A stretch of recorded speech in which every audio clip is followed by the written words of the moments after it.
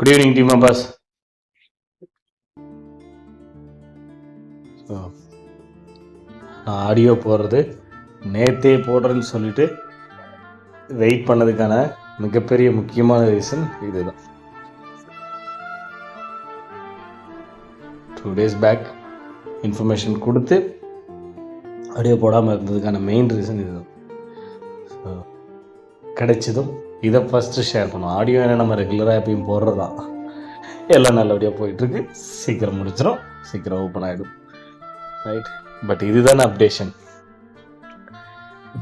இன்னைக்கு கிடைச்சதும் அவங்களுக்கு அப்டேஷன் கொடுத்தாச்சு. அது கிடைச்சதுல இருந்து நிறைய பேர்கிட்ட அடுத்தடுத்து பேச வேண்டியதாக இருந்துச்சு.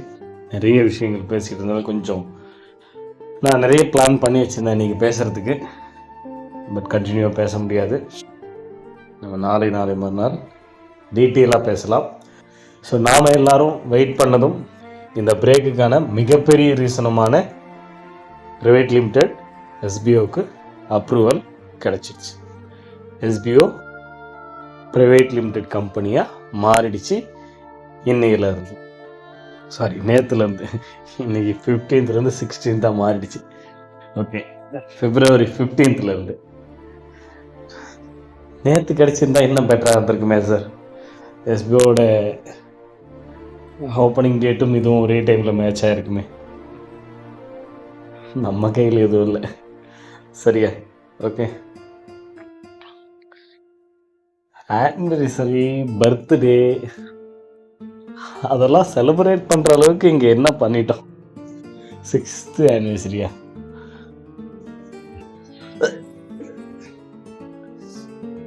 அப்படி ஒன்றும் தெரியல.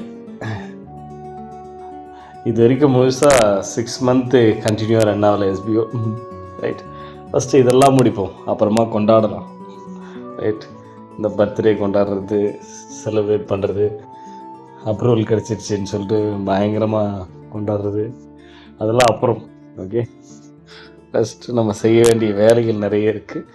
செஞ்சு முடிச்சுட்டு தான் செலிப்ரேட் பண்ணோம். செஞ்சுக்கிட்டு இருக்கும்போதே செலிப்ரேட் பண்ணக்கூடாது, செஞ்சுக்கிட்டு இருக்கும்போது செய்யறதுக்கு முன்னாடியே செலிப்ரேட் பண்ணக்கூடாது, கரெக்ட் தானே? 6th ஆனிவர்சரி 7th ஆனிவர்சரின்னு வந்துக்கினே தான் இருக்கும். பட் நம்ம செலிப்ரேட் பண்ணுறோம் அப்படின்னா அது தரமாக இருக்கணும், ரைட். ஓகே, பார்க்கலாம். ஸோ ஆஸ் யூஷுவல் தான் பேக் அண்ட் எங்கள் சைடில் அந்த ஃப்யூச்சர் கான்செப்டுனான ஒர்க்கும் நல்லபடியாக போயிட்டுருக்கு. சீக்கிரமே முடிஞ்சிடும். எங்கள் ஒர்க் முடிஞ்சதை நம்ம ஸ்டார்ட் பண்ண வேண்டியதான். ஸோ அப்ரூவல் கிடைச்சாச்சு, அதோட டாக்குமெண்டேஷன் உங்களுக்கு கொடுத்தாச்சு. ஸோ ஏன் முக்கியமான இன்ஃபர்மேஷன்லாம் எரேஸ் பண்ணியிருக்கீங்க சார்? கண்டிப்பாக ஏற்கனவே எஸ்பிஓக்கு நிறைய டூப்ளிகேட் எடுத்திருக்கீங்க, ரைட். இதை வச்சு எஸ்பிஓக்கு டூப்ளிகேட் எடுத்துட்டிங்கன்னா சரியா? எஸ்பிஓ பிரச்சனையை எங்கள் பிரச்சனையை எங்களுக்கே சால்வ் பண்ண முடியல. இதில் நீங்கள் புதுசாக 4 பிரச்சனையை உருவாக்கி விட்டு போனீங்கன்னா அதை சால்வ் பண்ணுறதுக்கு எங்களுக்கு இன்னும் டைம் தேவைப்படும் இல்லையா? அதனால தான் ஸோ எஸ்பிஓ பற்றி உங்களுக்கு நம்ம என்ன டீட்டெயில்ஸ் ஷேர் பண்ணணுமோ அதை மட்டும் ஷேர் பண்ணியிருக்கோம். ஸோ அஃபிஷியல் இன்ஃபர்மேஷன்ஸ் எதுவும் ஷேர் பண்ண வேணான்னு சொல்லிட்டாங்க. ஏன்னா இதுக்கு முன்னாடி ப்ரிப்பரேட்டர்ஷிப் பண்ணும்போது நம்ம வச்சது தான் சட்டம். இனிமேல் ரூல்ஸு இதெல்லாம் கொஞ்சம் கவர்மெண்ட்டோட ப்ரொசீஜர் எல்லாத்தையும் ஃபாலோ பண்ணோம். ஸோ அதை பேஸ் பண்ணி தான் இந்த சேலரி ஸ்லிப்பு, டிடிஎஸ்ஸு இதெல்லாம் நம்ம ஒன்றா உள்ளே கொண்டு வரதுக்கான காரணமே ப்ராப்பராக இருக்கணும். நம்ம சூஸ் பண்ண பாதை வேணால் பார்ட் டைம் ஜாப் கேட்டகரியாக இருக்கலாம், பட் நம்ம எய்ம் வேறு. ஓகே, நமக்கு ஒரு பெரிய டீம் தேவைப்படுது, அதனால் இந்த கேட்டகரியை சூஸ் பண்ணி உள்ளே வந்திருக்கோம். பட் நம்ம ஒர்க் பண்ண போகிற ஒர்க்கு வேறு, கான்செப்ட் வேறு, அவ்வளோ, சரியா? அப்போ இதெல்லாம் ப்ராப்பராக இருக்கணும். தெரியாததெல்லாம் தெரிஞ்சுக்கிட்டு ஃபாலோ பண்ண ஆரம்பிப்போம், அவ்வளோதான், சரியா? ஏன்னா நம்ம இதுக்குன்னு தனியாக கிளாஸஸ்லாம் போயிட்டு படிச்சுக்கிட்டு வந்தவங்க கிடையாதுல்ல இங்கே இருக்கிறவங்க, ரைட். இங்கே எத்தனையோ விஷயங்கள் உங்களில் இருக்கிறவங்க நிறைய பேர் சொல்லிக் கொடுத்த விஷயங்கள் தான் நாங்கள் ஃபாலோ பண்ணிக்கிட்டு இருக்கோம், ரைட். அதுதான் உண்மை இல்லை, ஓப்பனாக ஒத்துக்கணும், ரைட்.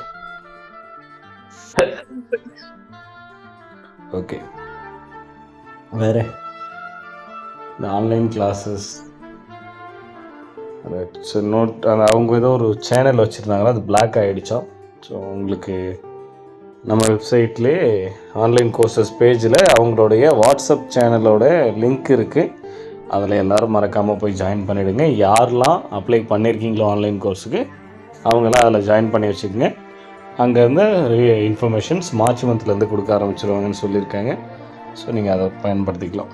ஓகே, வேறு ஃபர்தராக நிறைய கொஸ்டின் இந்த கிளாஸ் ரிலேட்டடாக, பேன் கார்டு ரிலேட்டடாக, ஐடி ஃபைல் பண்ணது ரிலேட்டடாக வந்துக்கிட்டு இருக்கு. ஸோ கண்டிப்பாக சீக்கிரம் நான் ஆன்சர்ஸ் கொடுக்குறேன். ஓகே, நாளை மறுநாள் அதுக்குறான ஆன்சர்ஸ் உங்களுக்கு நான் சப்மிட் பண்ணுறேன். ஓகே, ஒரு சிலருக்கு ஒரு கன்ஃபியூஷன்ஸ் இருக்கும், ரொம்ப நாளாக எங்களுக்கெல்லாம் சொல்யூஷன் எதுவும் இல்லையா அப்படின்னு. ஒரு 40,000-50,000 பேர் இருப்பாங்க அந்த லிஸ்ட்டில். ஓகே, என்ன சொல்யூஷன்னா, நாங்களாம் நிறைய ஐடிஸ் போட்டிருக்கோம், நீங்கள் பேன் கார்டு 3 ஐடிக்கு மேலே யூஸ் பண்ணக்கூடாது அப்படின்னு சொல்லியிருக்கீங்க. ஸோ எங்களுக்கு என்ன சொல்யூஷன்? எங்கிட்ட வேறு alternate PAN card bank detail இல்லை, வேறு யாரும் நம்பி கொடுக்க முடியாது அப்படின்றவங்க. ஸோ ஆல்ரெடி நான் சொன்னது தான், எஸ்பிஓ வாலெட்டில் நீங்கள் ஏர்ன் பண்ணக்கூடிய அமௌண்ட்டை வெளியே எடுக்கிறதுக்கு 3 டைப் ஆஃப் வேஸ் உள்ளே கொண்டு வரோம் இந்த தடவை. ஸோ அதில் ஒரு 2 விதமான மெத்தடில் வெளியே எடுக்கிறதுக்கு உங்களுக்கு பேன் கார்டோ பேங்க் டீட்டெயிலையோ நெசசரியே கிடையாது. ஸோ அந்த மெத்தடில் கூட நீங்கள் ஃபண்ட்ஸை நீங்கள் பயன்படுத்திக்க முடியும், வெளியே எடுத்துக்க முடியும். ஓகே, அதனால் அந்த பர்சன்ஸ்லாம் கவலைப்பட தேவையில்லை, எந்த பிரச்சனையும் கிடையாது. நீங்கள் தாராளமாக அந்த ஐடியில் ஒர்க் பண்ணலாம், ஏர்ன் பண்ணக்கூடிய அமௌண்ட்டை எடுத்துக்க முடியும். ஓகே, சரியா? ரைட். ஸோ அந்த கன்ஃபியூஷன்ஸ் கிடையாது. கொஞ்சம் பொறுமையாக பேசுகிறேன், கொஞ்சம் உடம்பு சைடில் வந்து இன்றைக்கி சர்டிஃபிகேட் கிடச்சிருந்து கண்டினியூவாக பேசுனது கொஞ்சம் ஸ்பீடாக பேச முடியல. ரைட், நம்ம நாளை மறுநாள் அந்த கொஸ்டின்ஸ்க்கெல்லாம் ஆன்சர்ஸ் கொடுக்க ஆரம்பிக்கும்போது கொஞ்சம் டீட்டெயிலாக இருக்கும். இந்த க்ளவுட் ஸ்டோரேஜ் விஷயத்தில் கொஞ்சம் ஒரு மிகப்பெரிய சேஞ்சஸ் பண்ண சொல்லியிருக்கோம். ஸோ அது பண்ணுவாங்க. ஏன்னா அது ஃபஸ்ட்டு நம்ம கொண்டு வரும்போது ஒரு மொபைலில் மட்டும்தான் ஒர்க் ஆகணுன்ற மாதிரியான கான்செப்ட்லாம் இருந்தது. ஸோ இப்போ கொஞ்சம் சேஞ்சஸ் பண்ணியிருக்கோம், வெயிட் பண்ணுங்கள். நான் நாளை இல்லை நாளை மறுநாள், மோஸ்ட்லி நாளை இல்லை நாளை மறுநாள் அது எப்படி பயன்படுத்துறதுன்றதை சொல்கிறேன் நான். ஓகே, பேசிக்ஸ் மட்டும் இப்போதைக்கு உள்ளே கொண்டு வர மாதிரி கொஞ்சம் கொஞ்சமாக உள்ளே போகலாம். ஓகே, நிறைய சேஞ்சஸ். ஏன்னா நாங்கள் ஃபஸ்ட்டு அதை பிளான் பண்ணும்போது இருந்ததுக்கும் இப்போ கொஞ்சம் நல்லா வெயிட் பண்ணி அந்த கம்பெனிலேருந்து ஒரு சில சேஞ்சஸ்லாம் கொடுத்து இப்போ நம்ம ஓகே சாரி கட் ஆகிடுச்சு. ஸோ இப்போ நம்ம ஒர்க் பண்ணிக்கிட்டு இருக்கோம் இல்லையா? ஸோ இந்த கான்செப்டுக்கும் அதுக்கும் நிறைய டிஃப்ரெண்ட் இருக்குது. ஸோ அதனால் அதுக்குண்டான வேலையெல்லாம் அதுவும் சைட் பை சைட் பண்ணிகிட்ருக்காங்க. மறுபடியும் நாளை மறுநாள் அது எப்படி கொடுக்கணுன்றதை, அதை எப்படி பயன்படுத்தி பார்க்கணுன்றதை நான் சொல்கிறேன். ஓகே,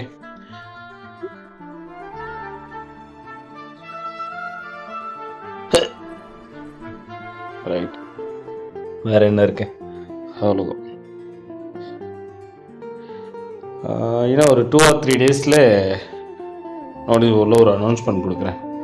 ஸோ யாருக்கெல்லாம் பர்சனலாக எனக்கு இந்த இஷ்யூ இருக்குது, எனக்கு ஐடியில் இஷ்யூ, பேன் கார்டில் இஷ்யூ, பர்டிகுலர் எனக்கு இந்த இஷ்யூ இருக்குதுன்னு ஒரு லிஸ்ட்டு இருக்குது. நான் அதை ரெடி பண்ணிவிட்டு இந்த இஷ்யூஸ் இருக்கிறவங்கள ஐடி ஓப்பன் ஆகல, சஸ்பெண்டில் இருக்குது, ஆக்டிவேட்டில் இருக்குது, லாகின் பண்ண முடியல, இந்த மாதிரி ஏதாவது இஷ்யூஸ் இருக்கும் இல்லையா?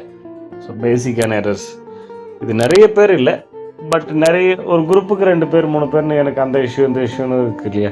ஸோ அது என்ன பண்ணலாம், அதுக்கு ஒரு டைம் கொடுக்குறோம், ஒரு அனௌன்ஸ்மெண்ட் கொடுக்குறேன் ஒரு 2-3 டேஸில்.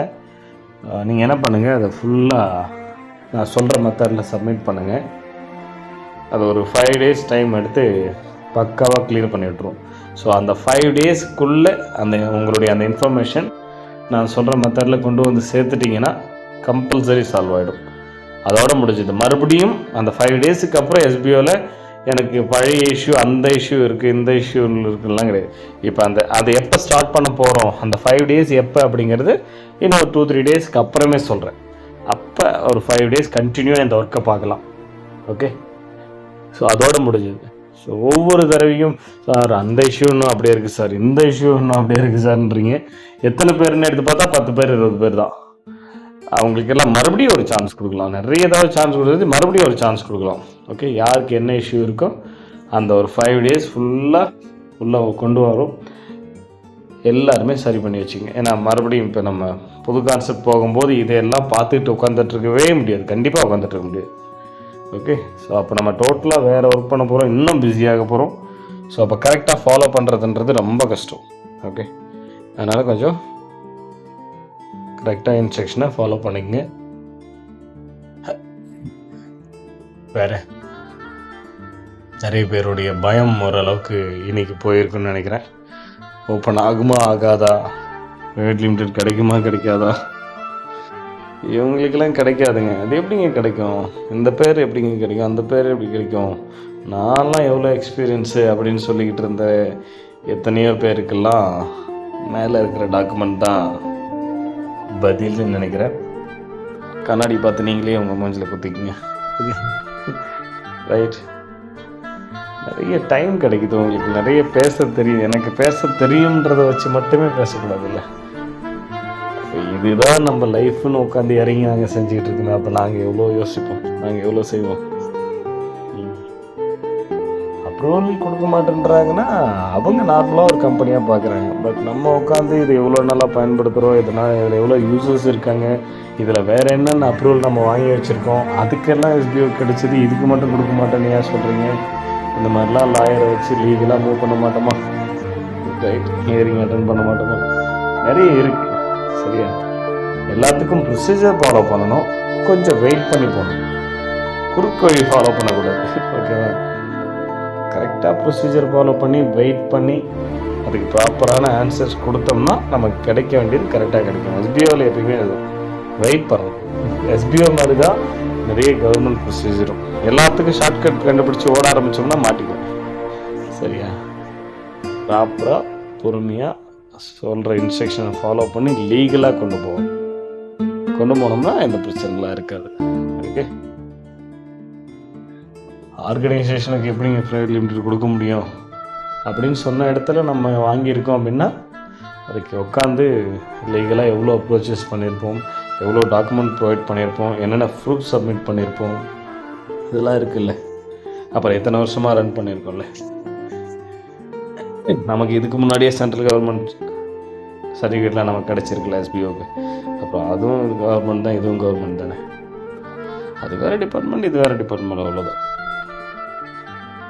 அதெல்லாம் சொல்லி கரெக்டாக லீகலாக அப்ரோச் பண்ணோம்னா நம்ம சப்மிட் பண்ணக்கூடிய டாக்குமெண்ட்ஸ், கொடுக்கக்கூடிய ஆன்சர்ஸ் கரெக்டாக இருந்ததுன்னா அது கிடைக்க போதும், அவ்வளோ. சரியா, ஸோ அதனால் அடுத்தடுத்து SBO தேவையான விஷயங்களை கரெக்டாக பண்ணிக்கிட்டு போயிட்டுருக்கும். சீக்கிரமாக ஓப்பன் பண்ணலாம், சீக்கிரமாக ஸ்டார்ட் பண்ணலாம், எல்லா வேலைகளும் சீக்கிரமே நடக்கும். வெயிட் பண்ணுங்கள். Okay, thank you.